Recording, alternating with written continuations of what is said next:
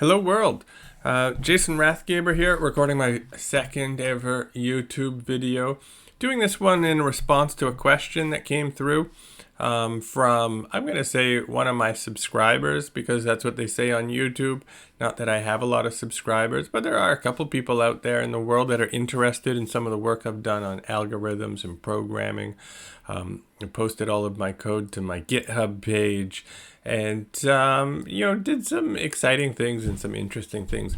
Let me get to it. The question that came through on RightEdge, I'm not going to this is not going to be an instruction video on exactly what RightEdge is all about or how to use RightEdge or do anything. This is going to be a super specific video in response to a very particular question, but why not just spend 1 minute and just say what RightEdge is? RightEdge is algorithmic trading software. You can see I've got a stock chart in front of me.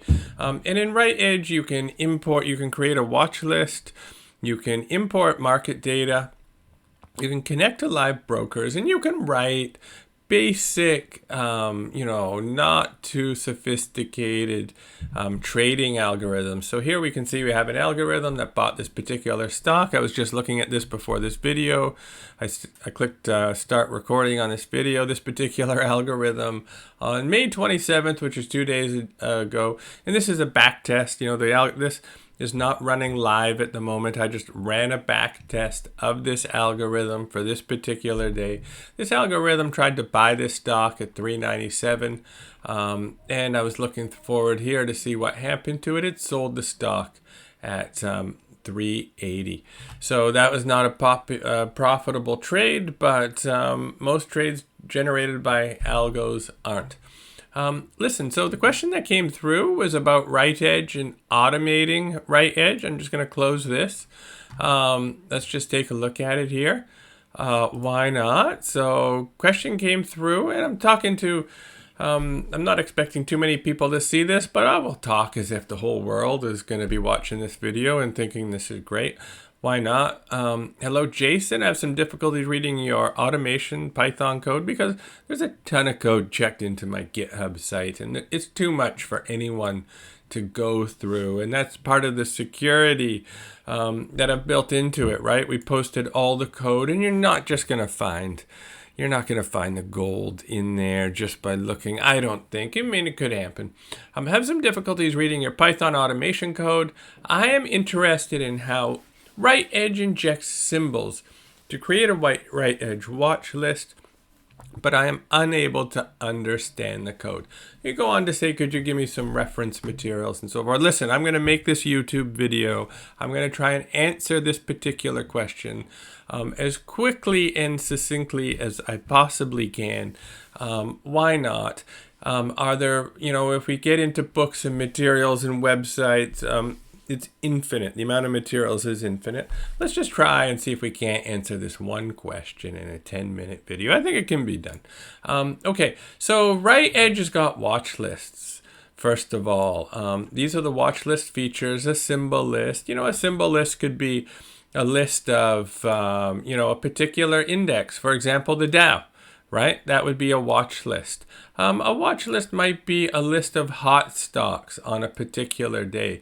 You can see what I've done here for this particular list of this particular watch list is I've created subfolders, and on every single individual day, we've got the list of sort of what I would call hot stocks that are of interest to the day trading community in here, okay? Now, this might look like a lot of work to have set these up manually and to have typed these in, and it would have been if I'd done that manually. I wrote a Python program to inject these, and I'm going to try and show how that works in this video. Okay, so I guess the first question is, how do we do that? And RightEdge is an older program. It doesn't have APIs and sophisticated interfaces. So the key question is where does RightEdge maintain these watch lists? And so the first thing to know is to go to where RightEdge is installed. So I'm just taking a look at my screen to see what I'm presenting here. I'm going to just move this around a little bit. I've gone to the RightEdge installation folder here. And this is what it looks like on my PC. On your PC, it might be different. And ultimately, there's a file in here called symbol config. And symbol config is sort of a large file. Let me open up one of these smaller ones. You can see I've got some copies of it here because when you're trying to edit sort of the configuration of a program, you want to make copies and be careful. But if I was just to take a look at maybe this, let's see what happens. Is this going to be crazy? Ultimately, this is an XML file. And what's in here? If we take a look at it, we can see that there are symbols. There's the list of symbols here. So here, if we look at this sort of closely, we can see we got a symbol. It's got a strike price, which sort of isn't relevant for equities. But there's a name here, EXPE. That's a stock symbol. Margin, tick size, contract size, a bunch of details, which you sort of probably don't care about just for what we're doing here. But ultimately, and you might not be familiar with XML, you might not, but ultimately this is a file, right? And RightEdge stores the symbols, the watch lists in this file. So what I figured out a couple of years ago is that if you can write a program to edit this file and write new symbols in, then you can automatically create watch lists in RightEdge. And then this sort of became a powerful feature, right? Because if you could automatically write symbols into RightEdge, and then you could use all of the back testing and the algorithmic trading functionality of RightEdge, which is actually pretty impressive.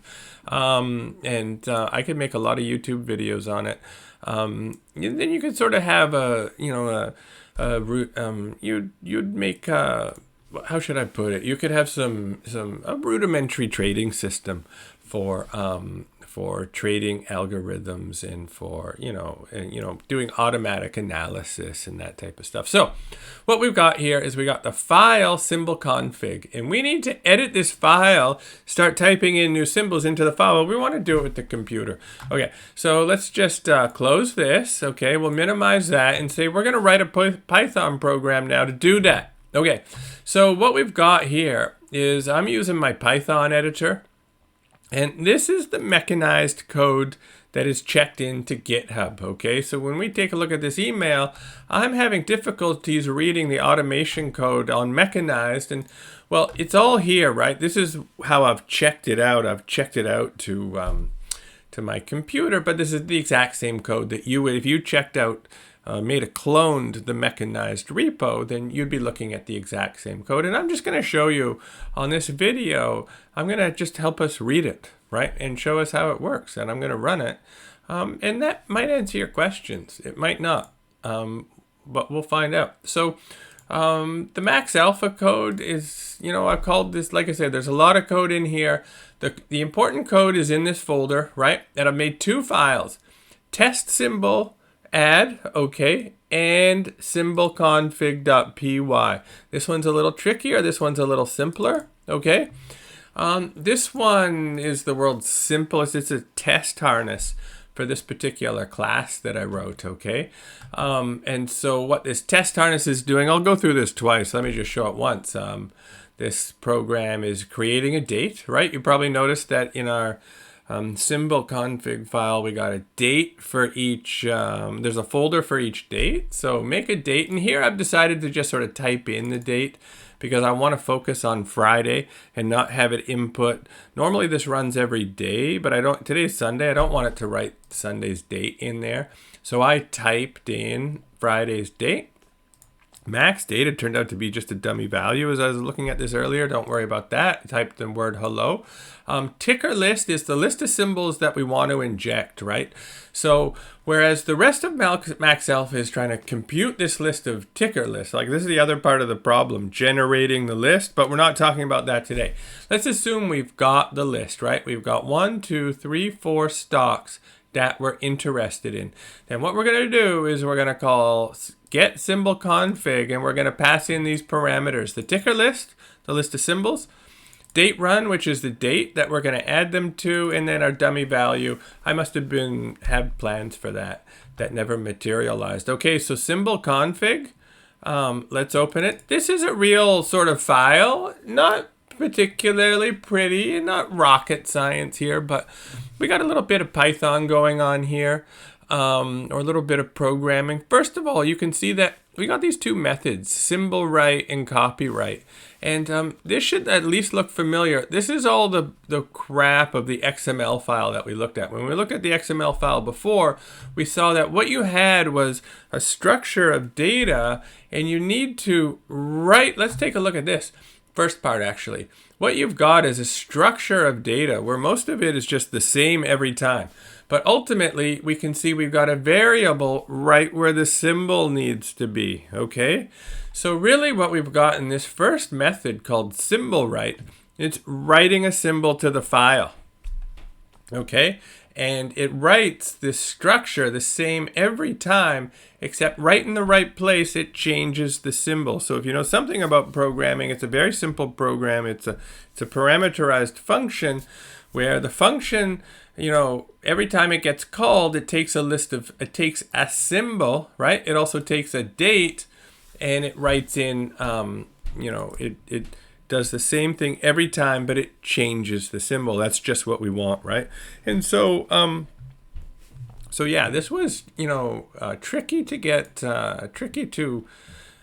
know, it had to be written in, I remember back when I wrote this a couple of years ago, it had to be, you know, how should I put it? It took a lot of fiddling to get this just right, because typically when you edit the source files or the config files of a program that's not really expecting you to do that, you can do that with programming, but you got to do it perfectly. You make one mistake, the whole program's not going to work. So let me just double emphasize right now. Always back up your symbol config. Take a copy of it. Take 10 copies of it, right? Make sure you got a lot of copies, because if you're going to run this program against that file, you're going to make mistakes, right? Now, at least you get to use my program, and it's going to be easier for you. So you're not going to have to start from scratch. Okay, so we got is one method that writes in a symbol, and then another method. This one basically writes in the, as I recall, it writes in the folder, right? So we got one thing that's creating like the date, and then this one creates the symbol. So it might have been better to say, see here we got symbol write. It might have been better to put date write, but I decided to call it something a little confusing. But so this one, I believe, writes in the folder, and there's the date, right? That date is the folder name. In fact, look at that. We got folder name, typical XML, with a value in between these two braces, followed by a slash folder name. Yeah, exactly. So copyright writes in the folder, right? Okay, and then halfway through, so it's writing this XML structure, and then halfway through writing the XML structure, what does it do? It adds the symbols. So the symbols come into this function and the date.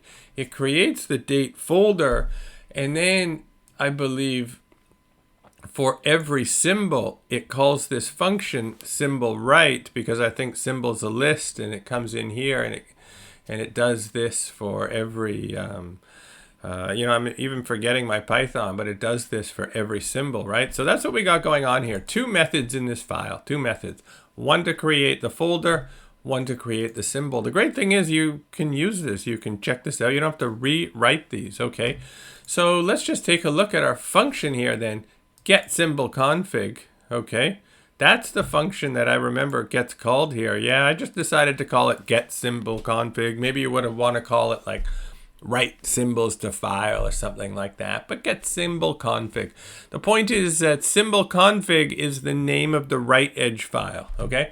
So symbol config gets called. It's got the tickers. It's got the date, okay? Look, it's got to open that file. Really, that's the first step, right? There's the file. I showed you the full path to that previously. Opens the file, okay? And then I think it also opens a copy. So one thing we can see here in the code, there's a copy of symbol config. You see that? Here in the code is a copy of the file.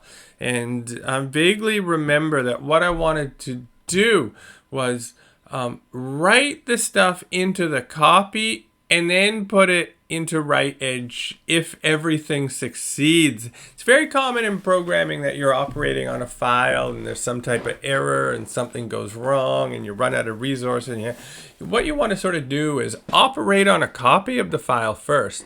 And then if there's no errors and nothing went wrong, copy it to where you want it, right? So you're trying to sort of operate on some data that is separate and then put it where you need it right at the end. So roughly speaking, we're going to open up a copy of the file and the correct file. We've got a funny little for loop, and no, I cannot remember exactly why this works. X equals X times 2 if X equals 4.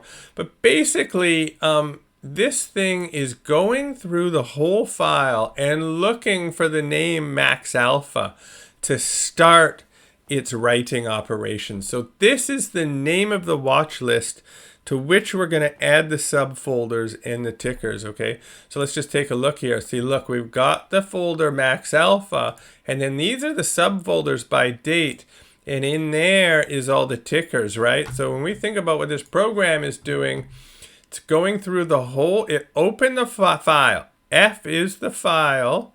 Seems to be operating straight onto the main file. Maybe, I've forgotten exactly why I did what, but basically for each line in F is the file. It goes through and it hunts for max alpha, okay? And once it finds max alpha, that's its time to insert the data, okay? Copy.write line, something like that, okay? It hunts through for max alpha, and when it finds it, it inserts it. People are recording a YouTube video. Am I going to look at that and think about that a little more? Like I say, it's been a couple of years. The nice thing is we actually don't need to debug this, right? Imagine if this question is, if this video was about why is this X equals X times 2, or why is this not working? That'd be one thing, but that's not what this, then we need to look at this really close. But you know what? This works. I think you just need to run it. You just need to find the right code, right? And I think what this video is really about is where's the code here? We only need to look at these two files. If you take this code, test symbol add, and you take this code, symbol config, right? You should be able to run these two together. You input the data of where your symbol config is and your copy is. You should be able to run this and add the watch list. I think this is enough to figure it out. I really do. Okay, so what do? We close it and we close the copy. So we've got the main file and we've got a copy of the file. And that's interesting. I think maybe what it's doing is it's anyway. So anyway, we got the main file and we got the copy of the file. And then the point here is to close everything down properly, to give it some time to sleep for a bit. It's very common when you write a file, it just takes a little, you don't want to move on to the right operation instantaneously, okay? But basically, then the point here is to, so you want to give it some time. I think 3 seconds is enough just to make sure these files are closed. It's all ready to do this operation. But we do this operation that I was thinking. It copies the file here, symbol config, that's right in this directory, to the programming location, okay? So we still need two files. We need the one we're operating on and the one we want to copy it to. So that's the key operation. And then we also at the same time make a backup. This F drive is my bulk drive connected to my PC that stores the copy of the, I store a copy of every single config. So if something went wrong, and this program just started to screw up the symbol config file, that's where I might need to go back. And actually that never happened, but it's just, as someone who does this for a living, we spend a lot of time making sure everything's backed up. We got copies of everything. Because when we're getting paid and stuff, we don't want to make a mistake from which we cannot go back. We always make mistakes. We're happy to do that, screw things up, but we always want to be able to go back. Okay, so that's the program. The system calls this function.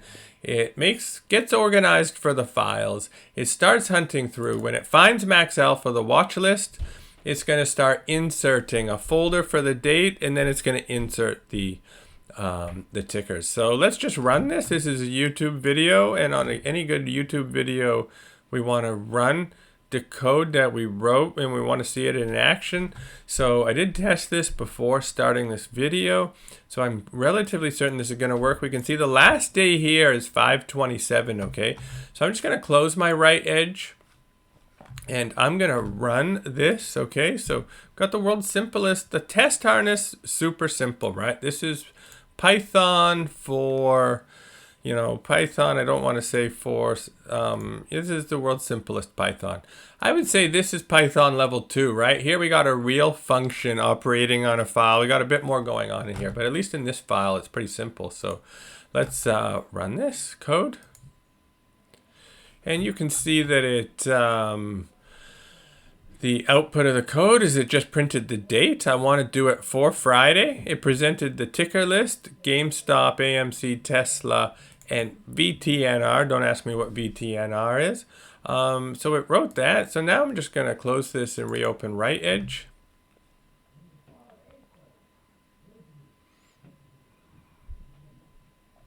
Let's do it. Let's do it. How often we wanted to say on a YouTube video, let's do it. We're doing it here. What we got? We've got max alpha. So now we're going to go into that. And we're going to go down here. And look, we got the folder created. And we got 4 symbols. AMC, GameStop, Tesla. Oh, look, we can even double click on Tesla because we loaded these prices on. We can change the time frame here to 30-minute bars. And look, we can see what Tesla was doing on Friday. Okay, so we're all set. So now we can take our watch list and we can take an algo, and we can, I would normally have to refresh these prices, but I think I did that before. Okay, so I'm going to pick an algo from the list. These algos are all checked into GitHub. I'm not going to show you how to find them. They're not working that great at the moment, but I am going to run a simulation. Simulation is a back test. I'm going to back test this algo. I've set this up specially so that the algo only runs for one particular day. Okay. I was expecting this on this particular day. The algo started with 2,000, and it lost $340. If we ran this live, leaving us with ending capital, this is typical day trading performance. Actually, for a day trader, they wouldn't blink an eye at this type of loss, I don't think. But if we take a look at this, we can see what happened. Actually, that's why I left VTNR in here. The system traded VTNR, tried to short it, went long it, didn't work. It didn't trade Tesla. So like I say, this algo is the video is not about this algo. It's not how to write a good algo. It's not about the problems with writing algos. That's the type of thing we want to do at a different time. I'm going to close it down. We injected these into RightEdge with a Python program. So I just had I think that is the question, right? I'm interested in how RightEdge injects symbols to create a RightEdge watch list. That's what we did. We didn't make the list actually, but we took a list and we added subfolders to it. I think that's it. I think we did it. You're probably aware that this does, although I don't run algos live every day and I don't trade the market anymore, I'm not allowed to. With my current position, this still runs every day and builds up a watch list and creates a list of hot stocks and tweets to Twitter and does interesting stuff. I miss doing this stuff. It was very exciting to me. I think that's it. Don't know how long this video is, but hopefully it's not too long. Hopefully it answers your question. If you really do want me to give materials and trainings on Python, one day we'll add them to this channel, but it's not going to happen right away. But we can talk more about that. I'm going to hit stop recording, guys. Thank you very much for watching this. Thank you.